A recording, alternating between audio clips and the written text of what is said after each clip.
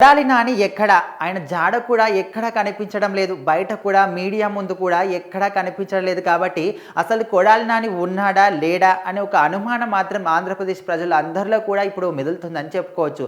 So ఎప్పుడైతే YCP government ఫామ్లో ఉందో, వైసీపీ గవర్నమెంట్ హయాంలో కొడాలి నాని కావచ్చు, వల్లభనేని వంశీ కావచ్చు, జోగి రమేష్ కావచ్చు, అటు రోజా కావచ్చు, వీళ్ళందరూ కూడా ఏ విధంగా అటు రాష్ట్ర ప్రజల మీద కావచ్చు, ప్రతిపక్షంలో ఉన్న వాళ్ళ మీద కావచ్చు, వాళ్ళ నోరుని ఏ విధంగా పారేసుకున్నారు అంటే ఇష్టం వచ్చిన రీతిలో ఈ మాట అనొద్దు, ఈ మాట అనాలి అనే ఇంగిత జ్ఞానం కూడా లేకుండా ఇష్టం వచ్చిన రీతిగా మాటిన వీళ్ళందరూ అంటే వీళ్ళందరిలో కూడా కొడాలి నాని కొంచెం ఎక్కువ దూకుడు అన్నమాట. దూకుడుకు మారుపేరు కొడాలి నాని అనే ఒక పేరు కూడా అక్కడ ఉంది. సో మరి అక్కడ చంద్రబాబు నాయుడు మీద కావచ్చు, లోకేష్ మీద కావచ్చు, ముఖ్యంగా భువనేశ్వరి ఒక ఆడబిడ్డని కూడా చూడకుండా అంటే ఇష్టం వచ్చిన రీతిలో ఈ మాట అనొద్దు అనేది లేకుండా, నోటికి అడ్డు అదుపు లేకుండా ఇష్టం వచ్చిన రీతిలో అప్పట్లో వీళ్ళందరూ కూడా మాట్లాడేవారు. సో ఇంతమంది ఉన్నప్పటికీ కొడాలి నాని మాత్రం ముందు వరుసలో ఫస్ట్ వరుసలో ఉంటాడని చెప్పుకోవచ్చు. సో మరి అలాంటి వ్యక్తి ఇప్పుడు ఎప్పుడైతే కూటమి ప్రభుత్వం ఫామ్లోకి వచ్చిందో, కూటమి ప్రభుత్వం ఎప్పుడైతే గెలిచి అక్కడ ప్రభుత్వాన్ని ఫామ్ చేసిందో అప్పటి నుంచి కూడా కొడాలి నాని ఇప్పటి వరకు ఎక్కడా కూడా కనిపించడం లేదు. అంటే గెలిచిన తర్వాత కూడా కొన్ని చోట్లల్లా అటు టీడీపీ గురించి మాట్లాడడం, సవాలు వేసడం లాంటివి కూడా చేశాడు. సో ఇప్పుడు మాత్రం ఈయన సైలెంట్ అయిపోయాడు.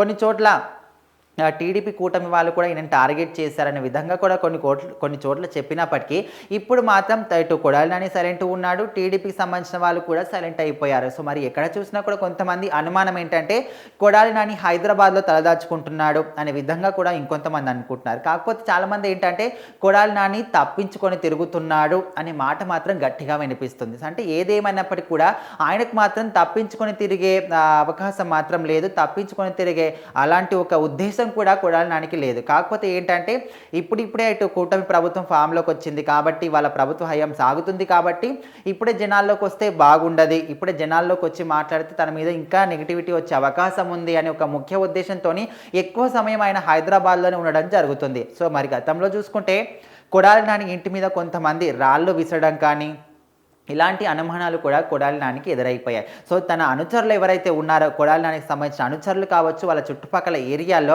భూములు కబ్జా చేయడం, అంటే బలవంతంగా వాళ్ళ నుంచి భూములు తీసుకొని వీళ్ళ మీద రిజిస్ట్రేషన్ తీసుకోవడం, ఫేక్ రిజిస్ట్రేషన్కి సంబంధించిన డాక్యుమెంట్స్ క్రియేట్ చేయడం, ఇలాంటివన్నీ కూడా చేశారు. ఎప్పుడైతే కూటమి ప్రభుత్వం ఫామ్లోకి వచ్చిందో సో అప్పటి నుంచి కూడా అందరూ ఇప్పుడు టీడీపీకి సంబంధించిన వాళ్ళందరూ కూడా ఎవరైతే ఇలాంటి అక్రమాలకు పాల్పడ్డారో వాళ్ళందరి నుంచి కూడా మళ్ళీ ఆ భూములను తీసుకొని ఎవరైతే ఉన్నారో ఒరిజినల్ భూములకు సంబంధించిన వాళ్ళు సో వాళ్ళకు తిరిగి ఇవ్వడం, ఇలాంటివన్నీ కూడా చూశారు. సో మరి ఎక్కడ చూసినా కూడా కొడాలి నానికి మాత్రం ఉచ్చు బిగిస్తున్నారని చెప్పుకోవచ్చు. సో ఇప్పుడు ప్రజెంట్ అయితే సైలెంట్ ఉన్నప్పటికీ ఆల్రెడీ మనకు జోగి రమేష్ కావచ్చు, వల్లభనేని వంశీ కావచ్చు, వీళ్ళందరి మీద కూడా ఆల్రెడీ కేసులు కానీ ఇలాంటి యాక్షన్స్ కూడా తీసుకోవడం మొదలుపెట్టారు.